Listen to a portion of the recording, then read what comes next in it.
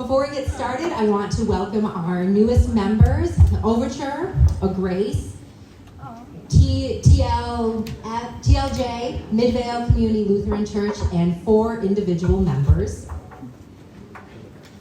I'd also like to recognize our renewals through March and April. City of Madison, Good Oak, Focus on Energy, TDS Construction, Tribe 9, Ralph K. Morris. Edward Jones, Promega, The Great Dane, Habitat for Humanity, Covenant Presbyterian Church, City of Stoughton, Ian's Pizza, UW Health, Easy Office Products, and 3 additional individuals. So we appreciate the support.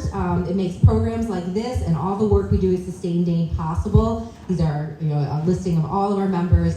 We have a number of different levels and options to get involved, so thank you for that. A couple other programs coming up to put on your radar. The first is Climate Circles. This is a smaller, kind of intimate conversation, moving from kind of feeling stuck to climate engaged. So that's one that we can still have some registrations available for. We have our Recycle Better program coming up in May. We are offering this program in person. So if you have taken Recycle Better before and it's been a while, this time it would be in person. Last time it was virtual, online. Or if you have friends that have been interested in this, maybe you've shared with them something you've learned, please do let them know. And our summit. It is not too early to start thinking about November. So please do mark the date. Really, magical event that we put on, a culmination of all the programs throughout the year, guest speaker, workshopping, and bringing the large Sustain Dane community together. All right, with that, I'm going to hand the microphone over to Lorenza, who's going to get us started with an overview of our program today, and then we'll bring the panel up. Thanks, Claire. Cool. Okay. Can sit here. Thank you for coming, everyone, and for recommending this subject. It's a subject I really like to talk about. I'm Lorenza. I'm the program manager at Sustain Dane for 7 years now. And if you've met me, you know that I love clothes. And I just have a few quick slides to kind of ground us in why we're talking about clothing and fashion today. Just a little bit about me. I shop a lot of vintage, and I have a side hustle that has kind of come and gone throughout my adult life as a reseller, hunting down vintage clothes at estate sales, garage sales, and the occasional dusty barn. I love that secondhand and vintage fashion can be art, and I think it's a really fun way to bring joy into your everyday. We all have to wear something, so why not make it something that we feel good in and has the least amount of impact on the environment and people as we can. So I'll talk about a little bit about a couple of issues in the fashion industry, because there are a lot of issues, and a few tips on how you can reduce your personal impact. And the problems that I'll talk about mostly stem from fast fashion, or the system of kind of low quality, trendy clothing that is produced very quickly. Fast fashion, of course, has low prices for consumers, but it does come at a cost. There's no shame in any of this today. I don't want to make anybody feel bad. I'm not finger wagging. But it does come at a cost, so I want to go over a few of those costs first. So one huge cost is, there's an image, maybe next, thank you. One huge cost is the negative impact on the environment. Of course we care about that, that's why we're all here today. Fast fashion has made fashion one of the world's largest polluting industries. It is responsible for 10%. This shocked me. 10% of human-caused greenhouse gas emissions and uses more energy than the aviation and shipping sectors combined. I had to fact check that because I didn't really believe it. But yeah, fashion. Polyester, which is actually plastic made from fossil fuels, is used for about 65% of our clothing and consumes 70 million barrels of oil each year. It also can take up to 200 years to degrade, of course, and is one of the leading causes of microplastics in our water. So, complicated issue is what our clothes are made of. Fashion also consumes about half the water Americans drink annually. So, on average, it takes about 10 full bathtubs of water to make your average single t-shirt, and even more than that to make a new pair of jeans. And then finally, the disposal aspect is important too. It's not just the production. So a garbage truck of our discarded clothing is dumped in a landfill or incinerated every single second. Bummer. But there are some things we can do about that. And yeah, the other issue I'll talk about briefly is the social cost of fast fashion. So the safety and fairness of working conditions for textile workers is really important. Every piece of clothing that we wear is produced with human hands. So the image up there, you can kind of see it. That's a project called Human Touch that it tries to make all the ways that workers touch clothes while they're making them visible with paint. So they put paint on their hands and then they sew the clothes. And yeah, just to see how much someone actually touches every garment that we wear. And that's why it's important. We need to pay these people fair wages, not overwork them, and not expose them to dangerous conditions. Of the 75 million factory workers around the world, it's estimated that only 2% earn a living wage. So there are some organizations working towards solutions in this social well-being space. One of them, pictured down there, is called Dorsu. It's in Cambodia, and they create clothing from fabric discarded by other garment factories, and the workers there are paid a living wage, have contracts, are given breaks, and also get bonuses, overtime pay, insurance, paid leave for sickness and holidays, all the things that every human deserves. All right, so what can we do about these big issues? Well, you can opt out of fast fashion with a few strategies like buying less new clothing. Try wearing the clothes you already own more by styling them differently if you need to be excited by new things. Maybe altering them to make yourself like them more, or swapping them with your friends. I've been to a few clothing swaps, and it's a great way to socialize, but also get a whole new wardrobe. You can buy used clothing at thrift stores, vintage stores, antique malls, garage sales, all over. There's clothes everywhere if you start looking. And it might even help to organize your wardrobe. If you have a lot of clothes like me, it can be really fun to organize and unearth new things that you forgot that you had years ago. And then when you want to buy something new, you can choose new clothing more consciously. So I know not everyone likes old clothes, used clothes, and not everyone has access to used clothing that works for them, for their bodies, for their lifestyles. So my next tip is to choose well. This means high quality garments made of lower impact materials. We'll talk a little bit about that with the panel. So going for plant-based materials over synthetic materials or animal-derived materials whenever possible, so plant-based above all. And it can help to get to know the certifications for different things, clothing, textiles, and the certifications for companies that indicate that they have some type of sustainability priority. This one right here is the FSC. It indicates that something is a responsibly sourced forest product, which applies to fabrics made of wood like viscose, lyocell, and modal. You might have heard of Tencel. That's one of my favorite fabrics. This is rayon, which is not a sustainable fabric, but Tencel has the feel of rayon and is made from trees. And up next, you can make your clothing last.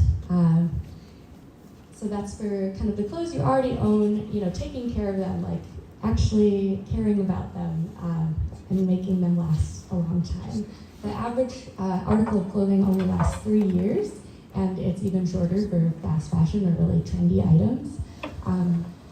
And you can extend that life by following the care instructions, which usually means washing less often, washing on a delicate cycle, washing with cool water. I like to say if I can soak like hundreds of years of grime off a dress from the 30s that I got literally out of the dirt in a barn, then, and it comes out looking white, fresh, and clean with sustainable cleaning products, then pretty much anything is possible. You can get most stains out. Wearing your clothing until they're worn out is also a way you can make your clothing last, and then mending them whenever possible. And if that's not a skill you have, getting a tailor to mend them for you. And then finally, at the end of your clothing's useful life, responsibly kind of reuse them for other things or recycle them if you can. The EPA estimates that less than 1% of our clothes are recycled into new clothes. There's not a ton of options available to us for that, so I see why that figure is so low. But selling something yourself is a really good option before kind of that recycling step, because if someone spends money on an item, then they're more likely to use it in their life. And of course, items in good condition can be donated to charity shops and resale shops. And then finally, there are lots of local groups. If you're on Facebook, it's a great place to get to give away items for free or get items for free. There's one that I've used before called the Buy Nothing Madison group, and then there's Zero Waste Madison as well, both on Facebook. Highly recommend. All right, that concludes my very quick intro, and now I'm going to invite up my panelists. We're going to scooch this little screen away and get into the good stuff. So, panelists, if you'd like to join me up here.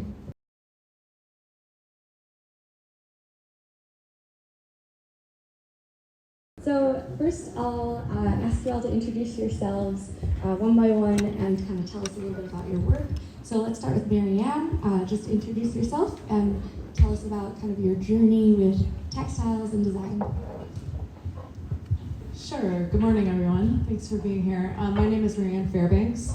I'm an associate professor at UW-Madison in the Textile and Fashion department within the School of Human Ecology. We're actually design studies is the department, and our area is called textiles and fashion.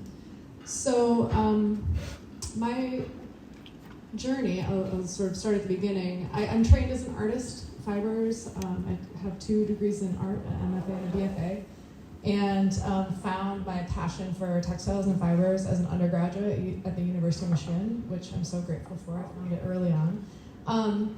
In my graduate career, I started collaborating, and one of the projects that I started way back then was making solar power embedded accessories that were prototypes as an art project and then slowly evolved into a brand called Noon Solar. So this was 20 years ago, and we were using small, flexible, thin film solar panels embedded into bags and other accessories to charge small-scale portable devices, which, again, were quite new then. So the idea of, it wasn't so much that I was enamored with making handbags, particularly it was that I wanted solar power to be portable. So that launched me into a career, I guess, in technology and fashion, which I didn't really intend to become a small business person, but there it happened. So as an unintentional entrepreneur, I had that business for about 7 years before we closed shop, and could talk for hours about that. But just to say, it's informed a lot of my work going forward, my passion for sustainability. Now I'm a practicing artist. I have a public weaving project called Weaving Lab that maybe some of you have encountered here in Madison. I now have this project called the Hemp Lab, where gratefully my collaborator Shelby Ellison, who's a horticultural specialist in genetics and focuses on hemp, came to me and said, hey, listen, hemp is this new crop that we are able to grow, and we need different products coming out of it beyond CBD. Amazing. So it's been a really fun journey to have the science sort of want the skill sets that we have over in design. And the idea of entrepreneurship is obviously still a passion of mine, so it ends up being this really exciting moment to think about what we can develop together with this amazing crop, hemp. So I, again, could talk about hours of that. And then I have also another small business called Hello Loom, where I make small laser cut looms to get people weaving. So lots to talk about in terms of creativity, textiles, entrepreneurship. And I will pass it off before I talk too much. Yeah, awesome. And you'll definitely have a chance to talk about the hemp project here today. Next up, Robert, introduce yourself and tell us about Fair Indigo and your founder story. Yes. Good morning, everyone. Robert Behnke. I only have one business, and I've only ever had one business, so I feel weird calling that, but it's amazing. Indigo is Madison-based. We're an online seller of sustainable clothing, and I think we're going to get into what makes sustainable in this talk. But and we're a very small business. We have 5 employees. We at one time had more than that, but we went through some changes, as they say. So we're a small team trying to do big things. My journey is really, it kind of follows a typical path, but I guess what's a typical path, right? Right after college, I worked for a couple different sort of mainstream, larger retailers and apparel brands, the longest of which was Land's End here in Dodgeville. I worked at Land's End for about 10 years, and I did a variety of positions there in inventory and product development and sourcing and customer acquisition. A lot of different opportunities to learn sort of the whole retail business. One of my jobs there was sourcing clothing for the kids division. And I was pretty young, and it was my first trip. They sent me overseas to Asia, my first time traveling there. And one of the countries we visited was Thailand. And in Thailand, we were visiting our sweater factory that was making sweaters for kids in the United States. And it was my first time actually in a factory, in a clothing factory. And I went into there not knowing what to expect. And this is really the part where everyone thinks I'm going to say I saw something horrible and I was so ashamed of where I worked and this was just an awful sweatshop. But it wasn't that at all. It was actually a really nice place from what I could see. The employees seemed very healthy, happy, well treated. Everything looked really nice. There was about 400 employees. But I watched them. And I was sort of the junior person on that trip, so I was more sitting in the back just taking notes and kind of watching what my bosses were doing so I could learn what I was supposed to do next time. But it really hit me so hard because it was about 98 degrees that day and humid. And the factory was cool enough, but here we have 400 people making sweaters, something they will never have to wear in their lives. And they'll never meet a single person that's ever going to wear the sweaters that they're making. And on the other side of the world, there's tens of thousands of people wearing these they're making sweaters for kids and adults for Land's End. I just happened to be on the kids business, but they were making adult sweaters too. So in the United States, there's hundreds of thousands of people wearing these sweaters that will never know anything about who made them. And so it wasn't necessarily a sustainable spark or a fair trade spark or anything like that. It just sort of hit me like a brick. There is such a huge disconnect between the producer and the consumer. And I remember, and like I said, the factory was nice. I thought it was a nice place to work. The facilities were very, very clean and comfortable. The employees were very friendly and seemed very genuinely happy. But they sat there for 8 hours a day making sweaters, which is really hard on the eyes, especially because they have to link the little thread links between the neck and the sleeves, connecting the pieces. It was just really, really amazing to watch this. And I just wanted to come home and tell all my family and friends, you guys have no idea how hard it is to make a sweater. And there's a whole factory of 400 people doing this all day long. And there's probably thousands of these factories all over doing this. So I filed that away. I didn't do anything about it. I didn't say, I'm going to start a business making sweaters in a different way. No, that just sat in the back of my brain for 5, 6, 7 years. Fast forward, I'm on State Street in Madison and I see the Fair Trade coffee shop. I'm like, what is that? What is Fair Trade?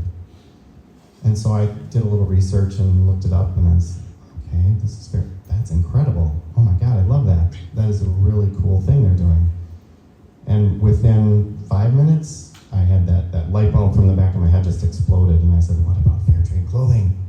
Why is no one doing that? And I Googled it, and there was nothing. I couldn't find a thing on fair trade clothing. There was some scholarly articles about it, but it was really nothing out there in the world of something I could buy today. So at that time, Land's End had just been bought by Sears, and there was a lot of us that worked there that were probably nearing the end of our careers at Land's End, not necessarily because of what Sears was doing, just it was kind of time to do something else. And so I had this idea, and I always like to say I had a really good idea and no money, and I knew someone that had a lot of money and no good ideas. So I approached him and said, hey, what do you think about this? He was also leaving Land's End around the time I was, but he was up the ladder further and had, the bonuses that come when companies buy other companies didn't hit me, but it hit him. So he was my boss. And he said, this is amazing. I love this. This is what we wish Land's End could be, 365. And, why don't you write up a business plan and let's talk about this. Business plan. So I did. I wrote up a business plan using Google and presented it to him thinking there was nothing going to happen, and then it happened. So about 6 of us left Land's End, founded Indigo, and I think we'll get more into what that's been about a little later. Great, thank you, Robert. All right, next we have Julie. Introduce yourself and the Society of St. Vincent de Paul. Good morning. I'm Julie Bennett. I'm the CEO and Executive Director of the Society of St. Vincent de Paul here in Dane County. So St. Vincent de Paul is a national and international organization, but I'm going to talk about what happens in Dane County today. So we are known in Dane County for our thrift stores. Anybody here a St. Vinny's shopper? Oh, yeah. Okay, well done. I brought some swag. Everyone should have their thanks. I got it at St. Vinny's sticker by the time you leave.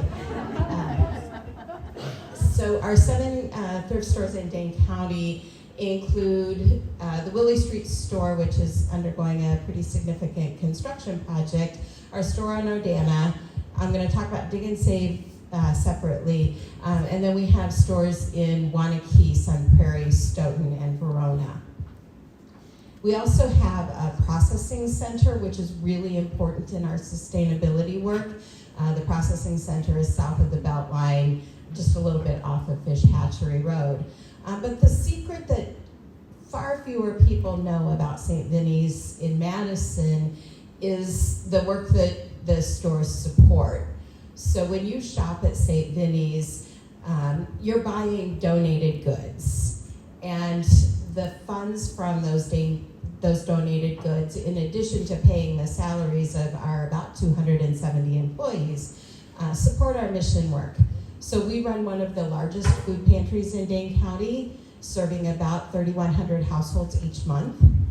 We run the only freestanding charitable pharmacy in Wisconsin that provides about 600 free prescription medications each month to people who lack prescription drug insurance coverage. We run a program of support for newly housed families who have been homeless that provides comprehensive wraparound case management support, as well as financial assistance for expenses outside their budgets. Every family participating in that program is paying more than half their income in rent, and all of them are living in affordable housing. So they just don't have enough money left. We started a micro-lending program last fall that's meant to help people avoid or get out from under payday loans. Payday loans are a driver to bankruptcy, and bankruptcy is a driver to homelessness. So this is homelessness prevention. We run a series of other programs that help people in need. Last year we served about 101,200 people in Dane County and provided a little over $5 million in direct charitable support in Dane County. The stores provide about half of those funds. So about $2.5 million of funds go directly to helping people in need in our community. So for those of you who are Vinny shoppers, all of you, right? That's what you're doing when you shop charitable thrift. There's other thrift, but when you shop charitable thrift, you are also supporting the charitable mission of that organization. One of the other things I want to talk about in terms of sustainability in our community, aside from clothing and other goods, we do a lot of not only providing reuse of clothes through our thrift store, but a lot of recycling, and we'll talk about that later. But we also are intentionally an employer of choice in Dane County. So retail kind of is known for not being a great place to work. It doesn't pay well. People turn over like crazy. Everybody talks about treating their employees as assets, but we really, and everybody says they really mean it. We pay very good wages. We have excellent benefits.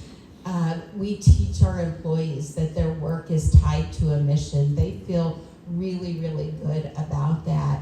And one of our programs that's been, we're in about 8 years now, is we provide, at any given point in time, we have 10 to 12 employees who live at Oak Hill Correctional Institution. And they work for us, making full wages, giving them a start on life when they re-enter the community. So this big picture thinking about what does it mean to do good in your community is the kind of sustainability that Sustain Dane talks about all the time, but we see it as a bigger picture than that.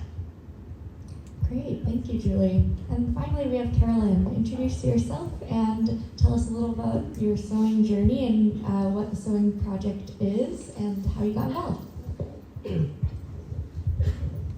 Good morning, everyone. Thank you for being here. My personal journey, I've been making things since I was a kid. I grew up in a household with an art teacher and a dad who was an attorney but loved to make things out of wood. So if we wanted something we saw on television or sparked by the idea of, ooh, that's a cool outfit, we dug around the house to find fabric, how to make it, figure it out. So that's kind of my basis, and from there I went on to art school and design studies, and for 30 plus years have been continuing to make with fabric. I intersected with the sewing machine project at a time when I felt it would be neat to teach after school classes to middle schoolers here in Madison, because our school system was not supporting sewing. There was very little learning about how to make clothes or understanding of that a person can actually put on their own button or adjust their hem, this type of thing. So in an after-school club, I was able to work with students in the middle school because I had sewing machines from the Sewing Machine Project. The Sewing Machine Project as an organization believes in the possibilities that a sewing machine embodies. And what does that mean? It's such a great tool. I mean, we see it, everything we wear, like Lorenza said, has been touched and made by hands with a sewing machine. Having that tool available can make such a difference in many communities. So what we do is collect donated sewing machines, make sure they are ready to go out and be used in a community that otherwise would not be able to have them. We started almost 20 years ago, and in that time we've probably processed about 4,000 sewing machines that have been distributed across the nation, and we do work with a few organizations that send them overseas, internationally to communities. But I've sat on the board now for several years. Just this year, I'm now board president, and I can't explain the joy of getting responses back from our applicants about how life-changing it can be to use a sewing machine. One example that I'm thinking of, as we've been talking about different areas, in Mississippi, as a group of incarcerated women, the idea was if we could get sewing machines in here, we could have projects. And one project was to help girls in Uganda with reusable menstrual pads and packages they could use to keep the children in school, because in that country, if girls were having their period, they could not attend school. They stayed home and therefore fell behind in classes. So these women in the prison were making these packages, sent them out, and then to kind of see the feedback they received by being someone who could help someone else. So these are the kinds of stories that we hear over and over in communities that just need a simple machine to work in a sustainable way to help others or help themselves. Great, thank you so much. All right, so back to Marianne. This is your chance to talk about Wisconsin Hemp by Hand. Why is there a need for it? Maybe share some insights into the environmental and social benefits of hemp fabric. Great, thank you. I guess I would start by saying, let's see. My brother was in the Peace Corps years ago, and I always thought that international effort was so cool, but I guess when I think about sustainability, I want it to be hyper-local. Like, I think focusing back on our local position, and again, teaching in a fashion program is kind of funny here in the Midwest because it's not maybe other than Land's End and a few other things scattered through our landscape. It's not what you think of as being like the home of fashion. But what's been really interesting is to think about, programmatically, again, as an educator, how can we carve out a niche for what we're doing? And I firmly believe that sustainability has to do with resourcefulness and like what can we create from the ground up. So in past grants, we've thought a lot about food culture and like this local food revival that has been able to be established, and now we have the largest farmers market in the country, I think. I don't know, someone's going to correct me on that, but that was not common thought for many years, right? We didn't think about that, and now we're all on board and understand the importance of supporting our local farmers. So what if that could happen for clothing and textiles? I mean, that is truly my vision, is that we could create some more infrastructure. I think what you're saying about like showing, yes, it's hard to make clothing, yes, it's hard to weave or to knit, but there's also a lot of pleasure to be found in those processes. And so what does it mean to make something well, to make something locally, to invest in our economy? And so again, nothing against globalism per se, but what have we lost by not being able to do these things locally? And so that's a lot of it, and so it's so fun to hear these stories about Sewing Machine Project and the importance of having access to these tools and knowing how things are made. And so for me, the hemp is, if you think locally, I think when I first got to Madison, which was about 10 years ago, the only thing on the radar was wool. Like that's the only thing really that we grow in this state that could be converted into clothing. And that's cool, and there's sheep farmers as part of UW, so we've looked into that. Can we get the sheep's wool and do our own thing within our program? But again, processing is hard. Like there's not a lot of infrastructure for any of this stuff in Wisconsin. So when the hemp thing came about, I was like, oh my gosh, this is amazing. It's a lot like linen, and now I've met Leslie and the Wisconsin Linen Revival. And so those bast fibers are so super different, right? Like maybe we don't want wool, we want some other material. It's not going to be cotton. We're not going to grow cotton here in Wisconsin. We're not in the right climate. But this other option of growing hemp or linen is new and exciting and not depleting to the soil. And hemp in particular doesn't take much input. So I think as a farmer, it could create a lot of sustainability and longevity within their field. It's carbon sequester. I mean, just the benefits of this crop just astound me, and I'm excited that every possible part of the plant could be used. So not just the fiber, but there's a food source in the seeds or oils that we can integrate into other products. I have some samples I'll send around because I'm just a hands-on person, but we're also looking at hemp hurd with mycelium for packaging inserts. So while I'm really obsessed with the textile, I'm also really interested in the whole crop. So that is sort of the future that I'm hoping for. I will say for sure it's fun. In my hemp lab right now, we have a bunch of hand tools where I have students processing volunteer days. Every Friday we try to run a volunteer day, so if you're interested, I can somehow get you the sign-up list. But we're doing paper making is a really fun way to process hemp and pretty immediate in some terms. But we are in a bottleneck, right? Because we don't have a way to harvest or process any of this stuff. And so historically, the state was one of the 2 most growing states of hemp before it became illegal. So like knowing that history just astounds me, because all I can think about is like, where did those machines go? Where are they?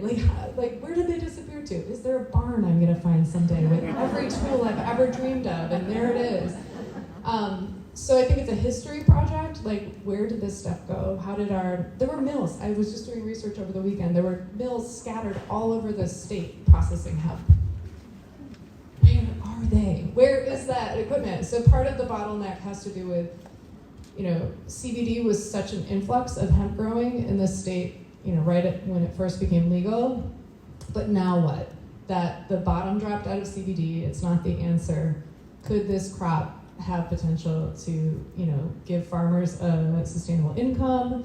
Could we start thinking about all of these local and sustainable products that could come out of this? That's where I get really excited and think about the Hemp Lab as really an incubator for any number of future projects and products. So. Thanks, Marianne. And we will have a follow-up email with whatever links you want to send and the video as well. All right, Robert, so can you talk about the forever in fashion mindset that Fair Indigo uses, and kind of how do fabrics, how does fair trade, does your whole philosophy fit into that? Yes, I wanted to start and just say that I'm always so inspired to hear when people are doing local things, because I think doing local is the best. That's like the best of the best, and that's why that's why this organization exists, I know, and so I'm always super inspired to hear these stories. I had no idea Wisconsin was one of the 2 biggest hemp producers in its day, and where are those machines, right? So my little corner of the world is actually a little bit more about how to make globalism less bad and make it a little more friendly. So I'm going to talk a little bit about that. But when Fair Indigo started, we really, as I mentioned earlier, were focused on the people. We were focused on making garments in factories that were paying living wages and where working conditions were good. And that was our mission. That was really what we set out to do, and that's for the first few years of our business, that's all we focused on. Since then, we've evolved a few times, sometimes by choice, sometimes by financial crises, things like that. Now I really believe that sustainability is 3 legs. It's a 3-legged stool. And the first 2 legs is what everyone's talking about, everyone's buzzing about. I mean, Target's doing it, everyone's doing it. The first 2 legs are sustainable materials, whether it's recycled or it's less chemicals. The second leg being the human part, the fair wages. And then the third part, which I think not many people are talking about yet, but that's what's got me really buzzing right now, is the whole idea of quality and longevity. Because you can do all these really cool things on making garments out of recycled materials or out of organic cotton, but if you don't put the quality into the make of those garments, and someone buys a $12 organic t-shirt that they have to get rid of in a couple years, that's not sustainable at all. And so does it go? Oh. We, for the past 5 or 6 years, we've really focused like a laser on what else can we do to our products to make them last longer. And so we, being in the cotton, primarily we're a cotton garment selling company, and we could have a whole nother breakfast about cotton, but we are working with cotton that is in the top, we actually have a number on our website, it's 0.05% in the world. How I got to that number is, so about 93% of the cotton that's grown in the world is just regular cotton. And then 7% of the cotton is called extra long staple cotton. And these are cotton fibers that are just about a ½ inch longer than regular cotton. You probably know them by their names, their common names, Pima cotton being the biggest, Egyptian cotton is another one, and then there's a more rare one, Sea Island cotton, which really isn't produced much anymore. That extra ½ inch of the cotton fiber doesn't sound like much, but what it does when it's made into yarns and then fabrics and then eventually clothing is, well, the thing you'll notice about it as a user is softer. There's less ends that are touching your skin, so it just feels much smoother and softer, and it feels really great. But what you don't see right away is how much stronger it is also. It's about 30% stronger in tensile strength than other cottons. And when you make garments that are 30% stronger, they're just gonna last a lot longer. So we go to that, and how we get to the 0.05% is of that cotton that's extra long staple, we use organic. So we're working with farms. We work directly with a few farms in Peru who are growing it, and they're using they're using natural irrigation sources from the Andes snowmelt. They're doing everything they can to be as sustainable as they can, because like someone said earlier, it takes a lot of water to grow cotton. And so organic cotton isn't even necessarily the answer to all the world's problems in clothing, but we're trying to work with the best of the best to make sustainable fabrics. After the fabric, we do a couple other things. We use very gentle dyes. We use dyes that are certified to the European Union standards or higher, which is higher than the US standards. So gentler dyes are less harsh on the cotton fibers, and so over time they're not gonna have as much trouble in the wash. I do have a little side story here on vegetable dyes, because we were trying to do vegetable dyes a few years ago. We're gonna try again because there might be something else out there now, but we get a lot of requests from our customers to do vegetable dyes, and we've dabbled in it, and we've never been able to make it stick, so to speak. The reason is, like if you take blueberries and you make a blue dye out of it, you might be able to make a fabric that's beautiful blue, but after about 6-7 washes, it gets a little lighter, After about 6 months, it's sort of a bluish white, so it just washes out. There is a way to make that not happen. You can adhere the blueberry dye to the cotton, but that takes really harsh chemicals and processes. So it's like, maybe we won't do vegetable dyes. So we're using the best dyes commercially we can find, but they're not vegetable dyes. The other thing we do that's really rare in the business is usually cotton fabric comes on big rolls, like really big rolls. After that, it gets cut into panels, so a panel about the size of a table, and that's how you cut the garments from. So what we do is we take those panels of fabric and we wash them again, and that gets the shrinkage out completely, so it shrinks the fabric before any sewing is done. Not only does that prevent the garment from shrinking in your own laundry, but it also keeps it looking nicer a longer time, because like what happens in a shirt is if the sewing threads they're already pre-shrunk, they don't shrink much anymore.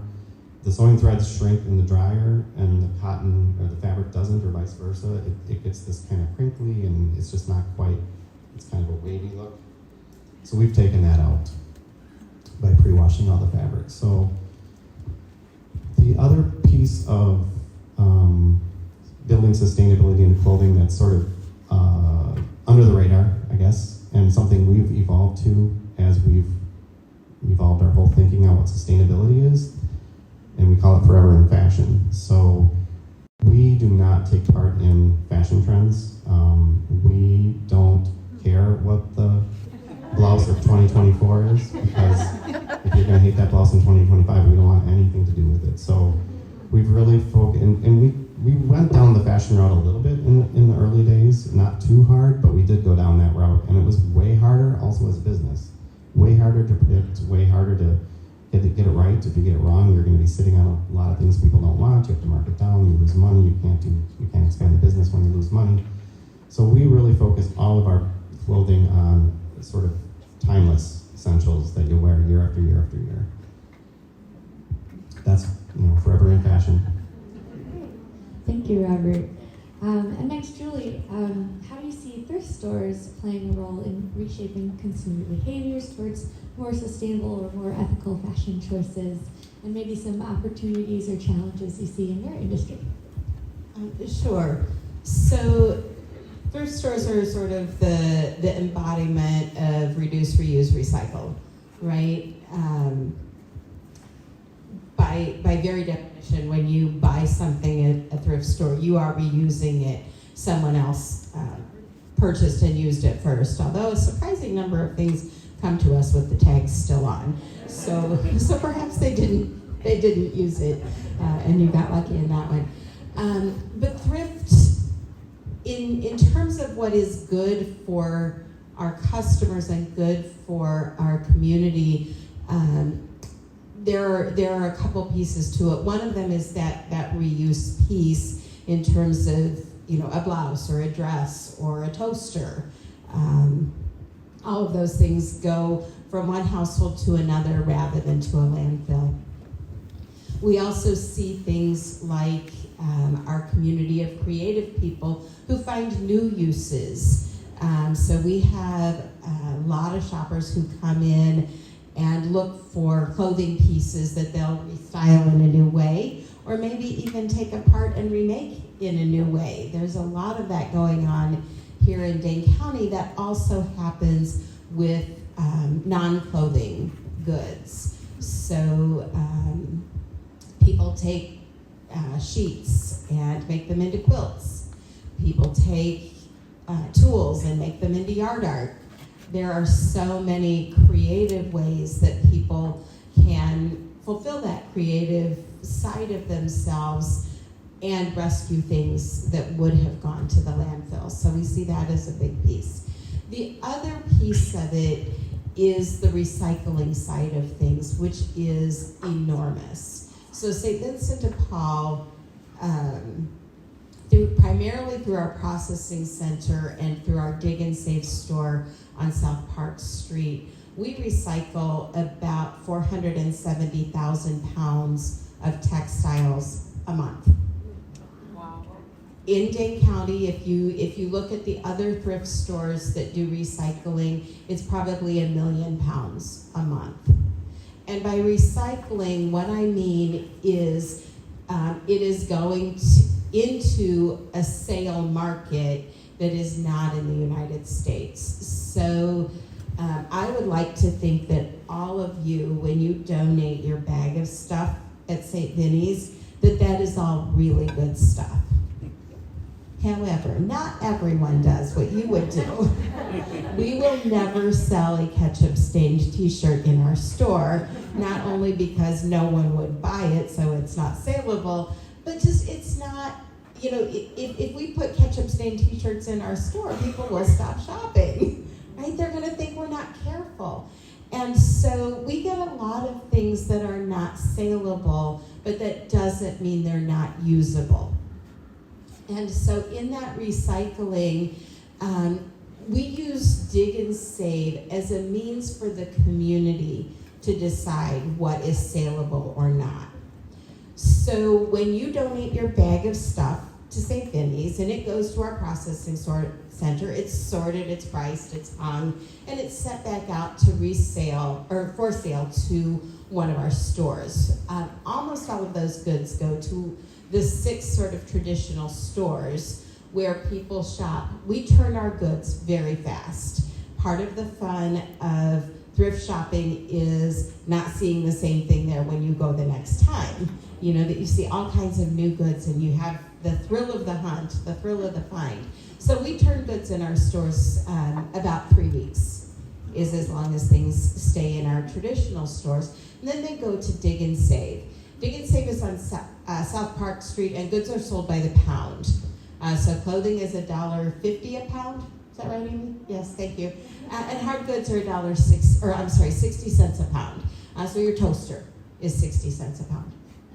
What that does is it gives people a chance to be the bargain shopper, to find those goods that, you know, somebody missed in the store. We have a lot of resellers who shop Dig and Save every day. And if it doesn't sell at Dig and Save, if the community has said, we don't want this, then it goes to what is called the rag market. Rags are not what you clean your house with. Rags are non-saleable clothing in our world. And it gets baled and it gets sent, we work with wholesalers on this. Primarily baled rag clothing goes to other parts of the world, India, the Middle East, Africa, a little bit to Central and South America, and it's sold at very low prices to people who live in other parts of the world that have less access to clothing. So while it isn't sold in the United States or sold in Dane County, it makes its way to a place where it can be reworn. The things that are not saleable. That ketchup stained t-shirt, that's going to go to a different kind of market for reuse. And that's where people have heard of shredding clothing or textiles. So shredded clothes can go to make things like couch cushions, punching bags, insulation for cars, those kinds of things. The availability of non-usable clothing vastly outweighs the uses for it. So part of what we do is try to get that clothing to a place where it can be used before we have to send it to a market where it can't be used. We also recycle metals. So your every appliance that comes in, and we don't take large kitchen appliances, but we take small appliances. Every appliance that comes in is tested to make sure it works. If it doesn't work, the cord is cut and that goes to a metals market. The rest of it is put into metals recycling. Cords have precious metals that can be reused. Electronics have lots of precious metals in them. We work with a particular recycler for electronics. So your cell phone, your tablet, if they're usable, we're happy to take them in the store. But they have to go through a data destruction process. If they don't work, again, those materials can be recovered. Paper is huge. Thousands, I don't even know, I probably have the number here somewhere, 800,000 pounds of paper. Books is a big one. Nobody wants your textbook.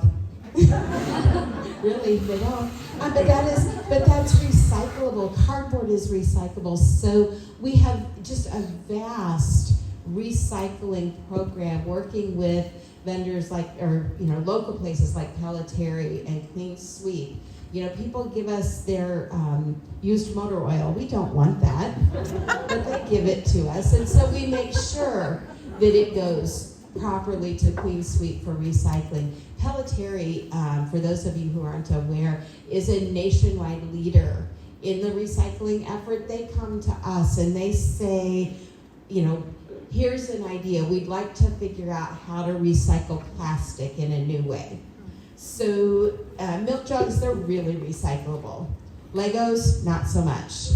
Hard plastic doesn't have a recycle. The harder it is, the more brittle it is, the less you can reuse it. So they're seeking ways, and they partner with us to say, if you've got some stuff, we want to try it. So we work with them to make sure that if there's a way to keep it from the landfill, we have community partners to keep it from the landfill.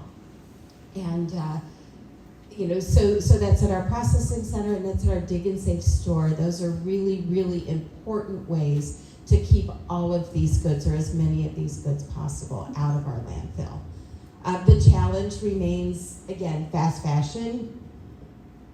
It doesn't sell in our stores. We'll put it out there. Some of it does. You might find something for $1.70, but it won't last. So, like Robert said, those really high quality goods, we love when those come in. First of all, they sell for a higher price. It lets us do more for our community of neighbors in need.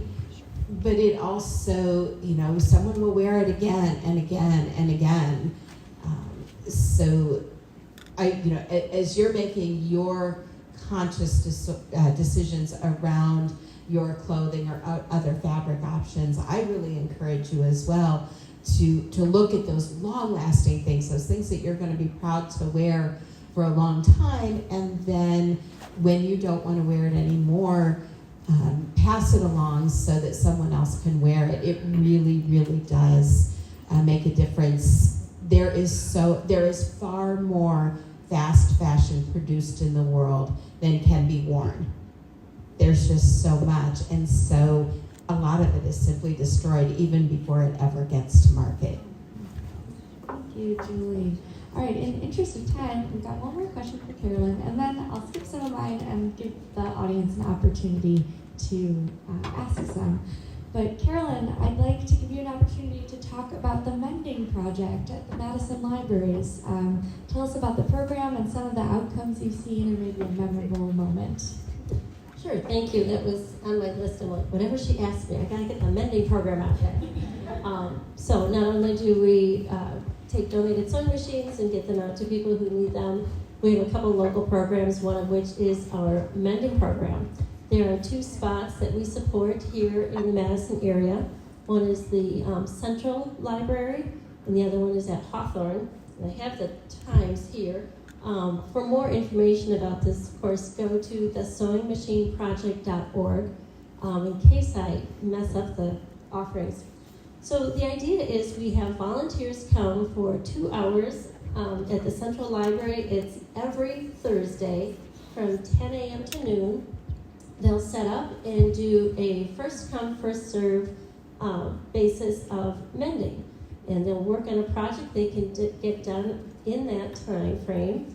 And some things are outside of our scope, but some things are within.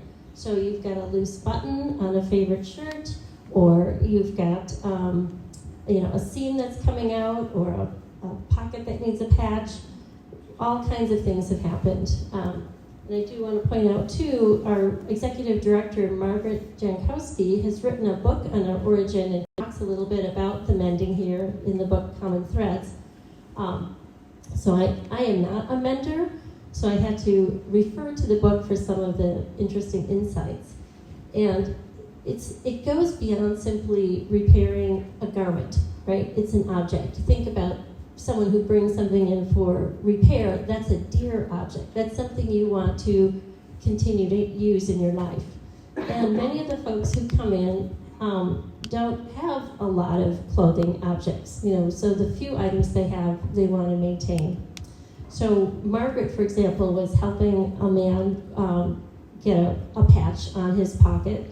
They talked about how to deal with the hole and what kind of support fabric would go in there. And while this is going on, what's happening is you're also creating a connection person to person. So the sewer is talking with the person who needs mending, and you're learning a little bit about each other. Without the mending program, that opportunity would not be happening. So she's working away, patching the pocket. The gentleman who is having it done is reminiscing about sewing and how sewing has impacted his life. His sister got to learn to sew, but he did not. And he was remembering sewing, in his childhood. Meanwhile, another person is coming in, a woman who is carrying many bags of goods, and comes in and drops the bags and pulls out a strap and a D-ring. And apparently this is for her dog, who is tied outside of the library. She's very concerned that she get the collar fixed for her dog. Her dog is her best friend and her companion. So as soon as the pocket was done, the D-ring was put back on the collar, fixed, and she was on her way. So it's those kind of touch points, those moments in community, we call it mending community, that are happening outside of the textile objects that we can interface with. So I mentioned that's at the Central Library every Thursday morning. The other place we have free mending is at Hawthorne Library on East Washington, and that's every other Wednesday from noon to 2. And again, open to anyone on a first come, first served basis. We do what we can, and it of course helps keep things out of landfill. It helps maintain that connection with precious garments, and it creates a connection in our community with people who sew and people who need mending. Thank you, Carolyn, and thank you to all our speakers. I know you had so much more to say. Does the audience have any questions? We have we can 5 minutes, maybe 2 or 3 questions. Actually, I have 2 in hearing about shoe manufacturers who are doing sustainable shoes. I know of Allbergs, but that's about it. And then where flax and linen play into the sustainable textiles market here in the U.S. I know in Europe and Canada, the flax and linen are much more common.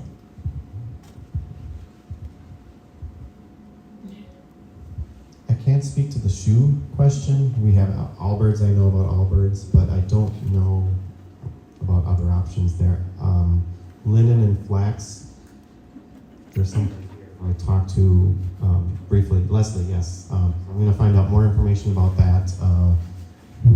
So part of being a small business is we have very limited resources and how many things we can do at once.